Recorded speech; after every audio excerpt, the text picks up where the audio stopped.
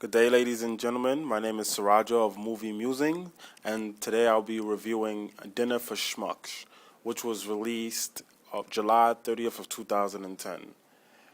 Dinner for Schmucks was written by David Guan, Michael Handelman, and it's starring Steve Carell, Paul Rudd, Zach Galifianakis, Stephanie Sostek, Bruce Greenwood, Ron Livingston, Larry Wilmore, Lucy Punch, and the music is by Theodore Shapiro. So the official synopsis for Dinner for Schmucks goes: Tim, an upcoming executive, has just received his first invitation to the Dinner for Idiots, a monthly event hosted by his boss that promises bragging rights and maybe more to the exec that shows up with the biggest buffoon. Tim's fiancée, Julie, finds it distasteful, and Tim agrees to skip the dinner until he bumps into Barry, an IRS employee who devotes his spare time to building elaborate taxidermy mouse dioramas, and quickly realizes he's struck idiot gold. Tim can't resist and invites Barry, whose blundering good intention soon sends Tim's life into a frenzied downward spiral and a series of comic misadventures, threatening a major business deal, bringing crazy stalker ex-girlfriend Darla back into Tim's life, and driving Julie, or so Tim thinks, into the arms of another man. Now I'm going to go on to the review of the movie itself. So this movie was a bit odd for me, considering normally I find movies which Steve Carell and Paul Rudd are in hilarious, but this movie wasn't really that funny. I mean, there were moments that I chuckled, but overall, it was kind of a disappointment. I expected it to be like, really humorous and full of like amazing one-liners that just made you laugh and things like that.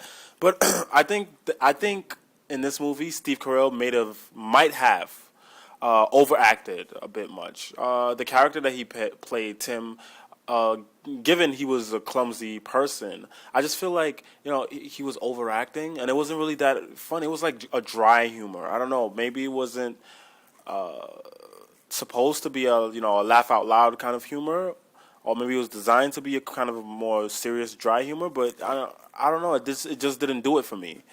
I waited a while to see this movie, but I remember when I first saw the trailer, I thought it was going to be hysterical, just because of that clip where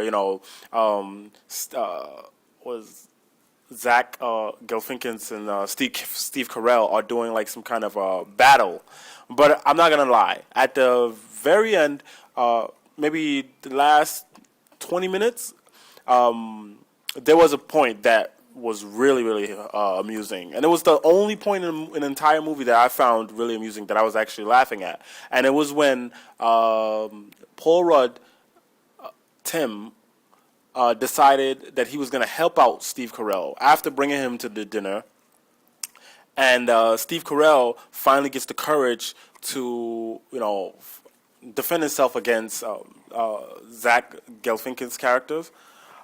And Zach Galifianakis' character is he has powers. Apparently, he thinks he can manipulate people with his mind. So in this movie, he's been manipulating Steve Carell's character. And so at the end, like during the dinner, when Paul Rudd feels a little bit of sympathy for Steve Carell, he decides to tell Steve Carell that he can actually beat him because he has brain control, whereas Zach Galifianakis' character has mind control. So eventually, Steve Carell finds a way to manipulate the situation in his favor and finally defeats Zach Galifianakis' character with his brain control. Excuse me.